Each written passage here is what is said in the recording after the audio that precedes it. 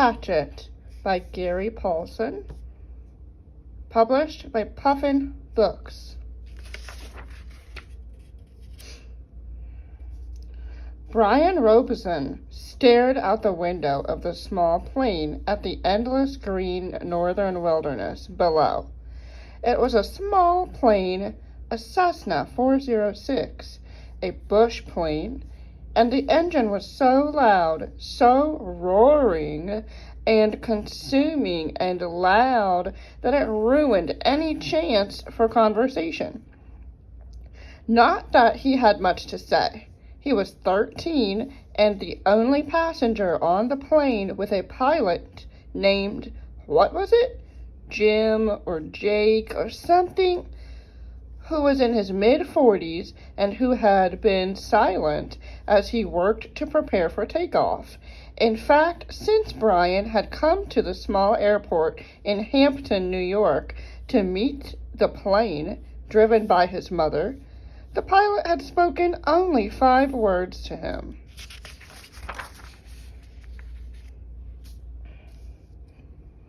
Get in the co-pilot's seat, which Brian had done.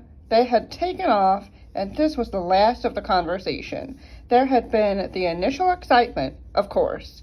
He had never flown in a single-engine plane before, and to be sitting in the co-pilot's seat with all the controls right there in front of him, all the instruments in his face as the plane clawed for altitude, jerking and sliding on the wind currents as the pilot took off, had been interesting and exciting. But in 5 minutes, they had leveled off at 6,000 feet and headed northwest, and from then on, the pilot had been silent, staring out the front, and the drone of the engine had been all that was left. The drone and the sea of green trees that lay before the plane's nose and flowed to the horizon, spread with lakes, swamps, and wandering streams and rivers.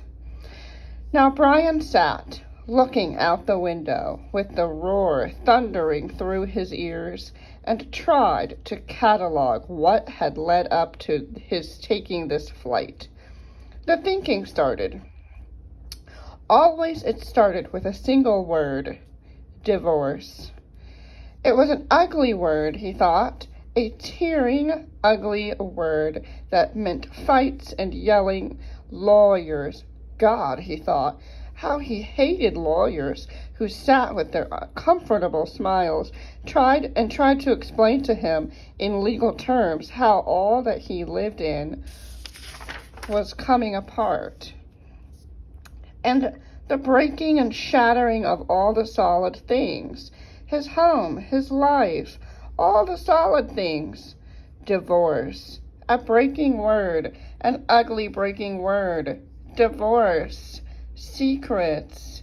No, not secrets so much as just the secret. What he knew and had not told anybody. What he knew about his mother that had caused the divorce. What he knew. The secret.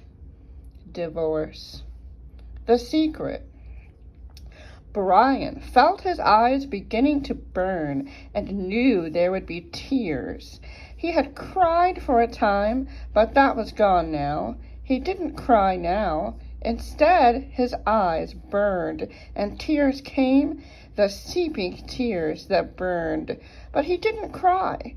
He wiped his eyes with a finger and looked at the pilot out of the corner of his eye to make sure he hadn't noticed the burning and tears. The pilot sat large, his hands lightly on the wheel, feet on the rudder pedals. He seemed more a machine than a man, an extension of the plane. On the dashboard in front of him, Brian saw dials, switches, meters, knobs, levers, cranks, lights, handles that were wiggling and flickering, all indicating nothing that he understood, and the pilot seemed the same way. Part of the plane, not human. When he saw Brian look at him, The pilot seemed to open up a bit, and he smiled. Ever fly in the co-pilot's seat before? He leaned over and lifted the headset off of his right ear and put it on his temple, yelling to overcome the sound of the engine. Brian shook his head. He had never been in any kind of plane, never seen the cockpit of a plane except in films or on television. It was loud and confusing. First time. It's not as complicated as it looks. Good plane like this almost flies itself. The pilot shrugged. Makes my job easy. He took Brian's left arm. Here, put your hands on the controls, your feet on the rudder pedals, and I'll show you what I mean. Brian shook his head. I'd better not. Sure, try it. Brian reached out and took the wheel in a grip, so tight his knuckles were white. He pushed his feet down on the pedals, and the plane slewed suddenly to the right. Not so hard. Take her light. Take her light. Brian eased off, relaxed his grip. The burning in his eyes was forgotten momentarily as the vibration of the plane came through the wheel and the pedals. It seemed almost alive. See? The pilot let go of his wheel, raised his hands, and in the air took his feet off the pedals to show Brian he was actually flying the plane alone.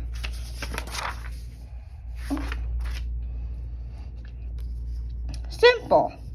Now turn the wheel a little to the right and push on the right rudder pedal a small amount. Brian turned the wheel slightly, and the plane immediately banked to the right. And when he pressed on the right rudder pedal, the nose slid across the horizon to the right. He left off on the pressure and straightened the wheel, and the plane righted itself. Now you can turn. Bring her back to the left a little. Brian turned the wheel left, pushed on the left pedal, and the plane came back around. It's easy, he smiled, at least to this part. The pilot nodded. All of flying is easy, just takes learning, like everything else, like everything else. He took the controls back, then reached up and rubbed his left shoulder. Aches and pains, must be getting old. Brian let go of the controls and moved his feet away from the pedals as the pilot put his hands on the wheel. Thank you.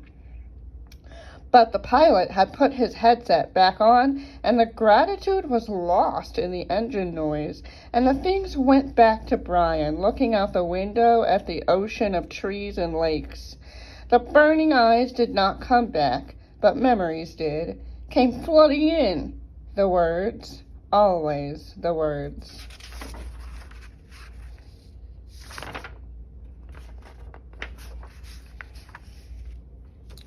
Divorce, the secret, fights, split. The big split. Brian's father did not understand as Brian did, knew only that Brian's mother wanted to break the marriage apart. The split had come, and then the divorce, all so fast, and the court had left him with his mother except for the summers and what the judge called visitation rights. So formal Brian hates judges as he hated lawyers. Judges that leaned over the bench and asked Brian if he understood where he was to live and why. Judges who did not know what had really happened. Judges with the caring look that meant nothing as lawyers said legal phrases that meant nothing. In the summer, Brian would live with his father. In the school year, with his mother. That's what the judge said after looking at papers on his desk and listening to the lawyers talk. Talk. Words. Now the plane lurched slightly to the right, and Brian looked at the pilot. He was rubbing his shoulder again, and there was the sudden smell of body gas in the plane. Brian turned back to avoid embarrassing the pilot, who was obviously in some discomfort. Must have stomach troubles. So this first summer, when he was allowed to have visitation rights with the father, excuse me, allowed to have visitation rights with his father, with the divorce only 1 month old, Brian was heading north. His father was a mechanical engineer who had designed or invented a new drill bit for oil drilling, a self-cleaning, self-sharpening bit. He was working in the oil fields of Canada, up on the tree line where the tundra started and the forests ended. Brian was riding up from New York with some drilling equipment. It was lashed down in the rear of the plane next to a fabric bag of the pilot.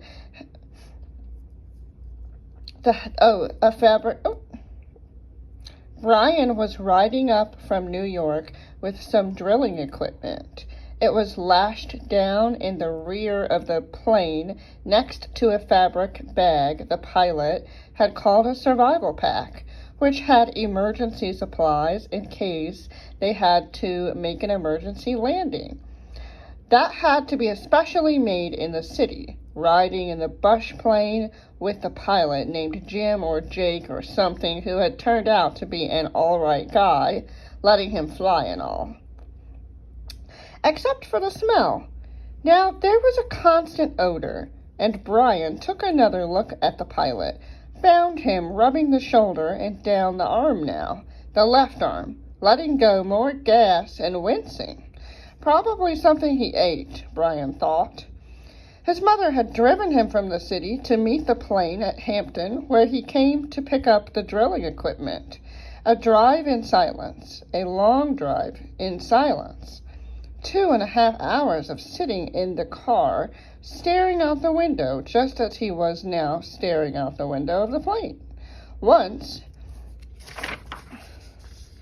after an hour, when they were out of the city, she turned to him.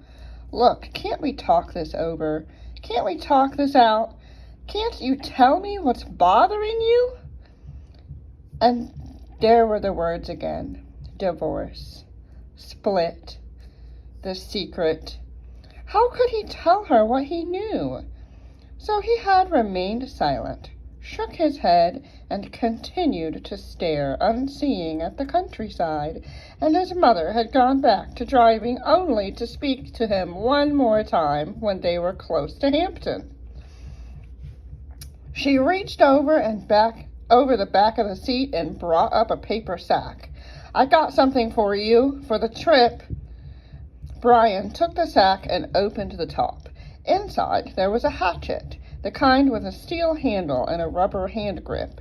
The head was in a stout leather case that had a brass riveted belt loop. "It goes on your belt." His mother spoke now without looking at him. There were some farm trucks on the road now, and she had to weave through them and watch traffic. "The man at the store said that you could use it, you know, in the woods with your father." Dad, he thought. Not my father. My dad. Thanks. It's really nice. But the words sounded hollow, even to Brian.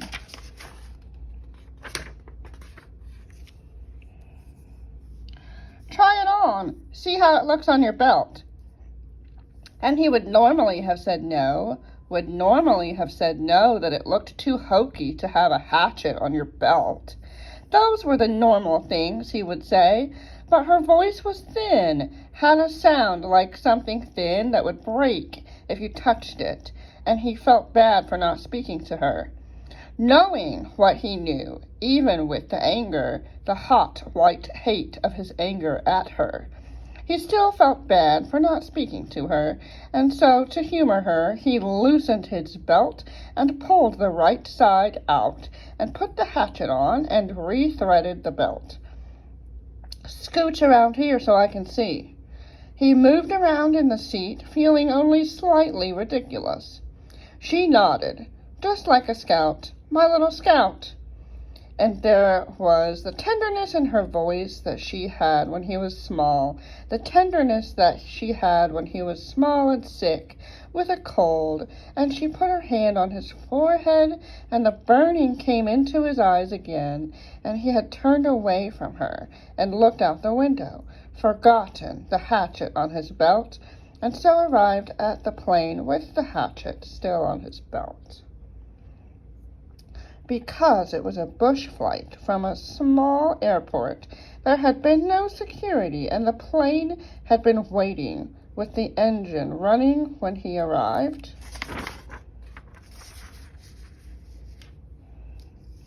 And he had grabbed his suitcase and pack bag and run for the plane without stopping to remove the hatchet. So it was still on his belt. At first, he had been embarrassed, but the pilot had said nothing about it, and Brian forgot it as they took off and began flying. More smell now. Bad. Brian turned again to glance at the pilot, who had both hands on his stomach and was grimacing in pain, reaching for the left shoulder again as Brian watched. "Don't know, kid." The pilot's words were a hiss, barely audible. "Bad aches here, bad aches. Thought it was something I ate, but..." He stopped as a fresh spasm of pain hit him. Even Brian could see how bad it was. The pain drove the pilot back into the seat, back and down. "I've never had anything like this." The pilot reached for the switch on his mic cord, his hand coming up in a small arc from his stomach, and he flipped the switch and said, "This is Flight 46. And now a jolt took him like a hammer blow, so forcefully that he had seemed to crush back into the seat, and Brian reached for him, could not understand at first what it was, could not know, and then knew.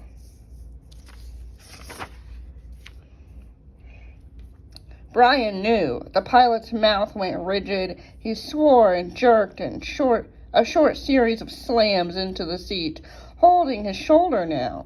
Swore and hissed. "Chest! Oh, God, my chest is coming apart!" Brian knew now. The pilot was having a heart attack.